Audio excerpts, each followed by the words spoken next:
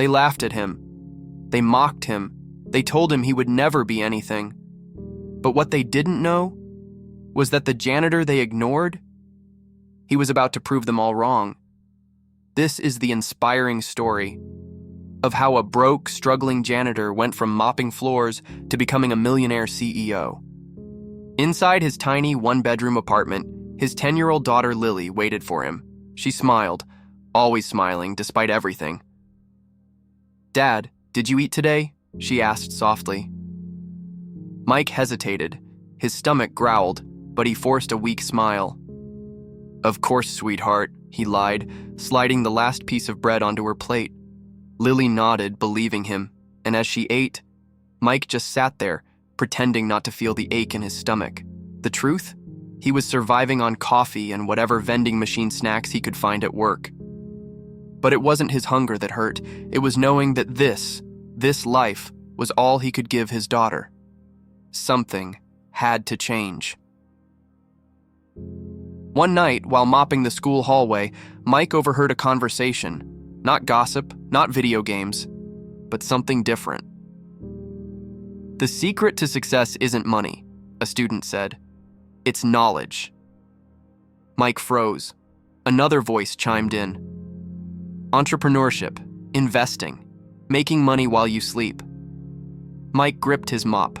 He wasn't supposed to eavesdrop, but he couldn't pull himself away because for the first time in years, he felt something. Hope. That night, Mike didn't go home and sleep. Instead, he walked into the public library. For the first time in his life, he picked up a book on business. Every night after work, he studied. YouTube videos on investing, books on entrepreneurship, notes scribbled on napkins and old receipts. Sleep? Forget it. Because for the first time in a long, long time, he had a plan. Months later, after saving every dollar, Mike took a huge risk. He emptied his savings, $800, and launched an online business selling affordable shoes for kids. His heart raced, his hands shook. He waited for orders to come in, and then nothing. Days passed, then weeks, not one sale. Mike's stomach twisted in knots. Had he just thrown away everything? That night, he sat at the kitchen table staring at his empty bank account. His hands trembled. Lily walked up and wrapped her arms around him. "It's okay, Dad. You always tell me, failure is just a step to success." Mike's eyes burned. She was right. This wasn't the end. This was just the beginning. Mike went back to work, fixed his mistakes, refined his business, and then it worked. His first sale, then another, and another. Before he knew it, his small shoe business went viral. People loved his mission. Affordable, high-quality shoes for underprivileged kids. Big brands noticed.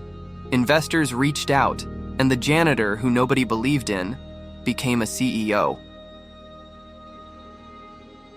Years later, Mike walked back into Westwood High. But this time, he wasn't holding a mop. He was holding a microphone. Standing on stage in front of the same type of students who once mocked him, he took a deep breath. "Your past does not define you," he said. "The only thing that matters is what you do next." The room fell silent. Then, thunderous applause.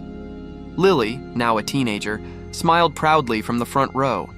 And somewhere in that audience, a struggling student, just like he once was, felt a spark ignite inside them.